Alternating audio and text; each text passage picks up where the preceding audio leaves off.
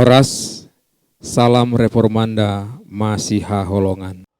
Renungan pada pagi hari ini, Kamis tanggal 24 Juni 2021, diambil dari Kitab Mazmur pasal pertama ayat yang ketiga.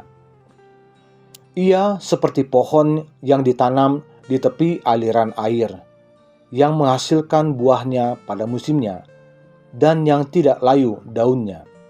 Apa saja yang diperbuatnya berhasil.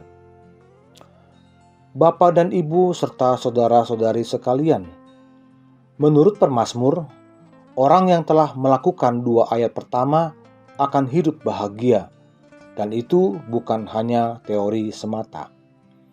Keberhasilan ini dapat dialami dan ada hasil yang diperoleh. Penulis Mazmur menulis tentang hal itu demikian.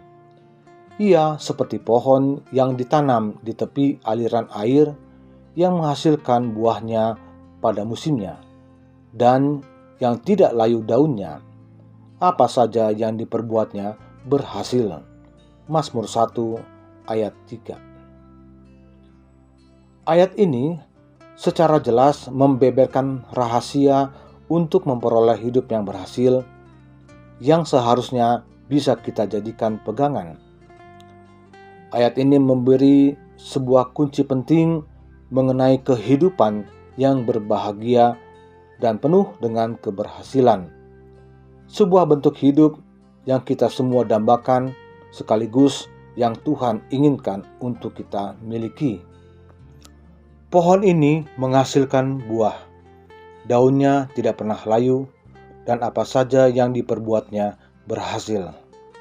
Ini adalah gambaran orang Kristen yang melekat kepada Tuhan, yang merenungkan firman Tuhan siang dan malam. Suatu kehidupan yang berdampak menjadi berkat bagi orang lain. Yang Tuhan kehendaki adalah hidup menghasilkan buah. Artinya, hidup kita menjadi berkat dan berdampak pada orang lain. Oleh karena itu, hidup kekristenan adalah hidup yang terus berproses, makin hari makin dewasa, makin hari makin berakar di dalam firman, bertumbuh di dalam Tuhan, dan semakin serupa dengan Dia. Semua ini secara otomatis akan disertai dengan perubahan karakter dalam hidup kita. Ingin diberkati? Jangan menjadi bagian dari orang fasik, orang berdosa, ataupun pencemooh. Sebaliknya, jadikanlah firman Tuhan sebagai kesukaan tertinggi orang-orang yang berbahagia dan berhasil dengan tidak salah bergaul dan menjadi pelaku-pelaku firman. Amin. Kita berdoa. Bapa kami yang di sorga, dikuduskanlah namamu, datanglah kerajaan-Mu, jadilah kehendak-Mu di bumi seperti di surga. Berikanlah kami pada hari ini makanan kami yang secukupnya, dan ampunilah kami akan kesalahan kami, seperti kami juga telah mengampuni orang yang bersalah kepada kami. Dan janganlah membawa kami ke dalam pencobaan, tetapi lepaskanlah kami daripada yang jahat. Karena Engkau yang punya kerajaan, dan kekuasaan, dan kemuliaan, sampai selama-lamanya. Amin.